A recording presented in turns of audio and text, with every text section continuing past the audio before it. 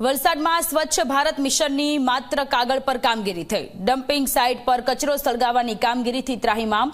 Dumping site પર કચરો overflow થતા સળગાવવામાં આવ્યો। કચરો ઓવરફ્લો થતા ડમ્પિંગ સાઇટનો કચરો ડાયરેક્ટ નદીમાં ભળી ગયો।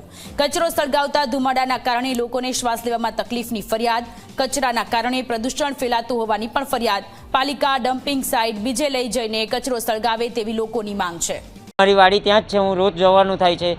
તમે સવારના જ્યારે એ લોકોના દ્વારા કચરો બાળવામાં આવે છે ત્યારે કેટલું બધું એક્યુઆઈ ડાઉન થઈ જાય છે તે તમારે જોવાનું, શ્વાસ લેવામાં તકલીફ થાય છે અને ખેતીવાડીને ઓલરેડી બહુ નુકસાન થાય છે અને તમે વાતાવરણ તો જોઈ શકો છો, એનું નુકસાન પ્લસ આવા નુકસાન થશે તો નાના ખેડૂતો જશે ક્યાં?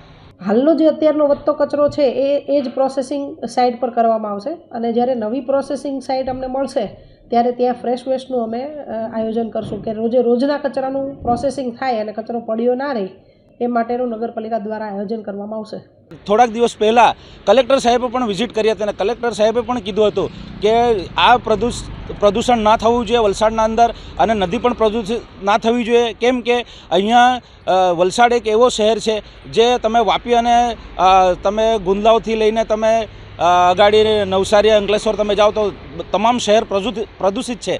ત્યારે વલસાડ એક ખૂબ જ સેફ જગ્યા છે, ત્યારે લોકો અહીંયા રહેવા માંગે છે।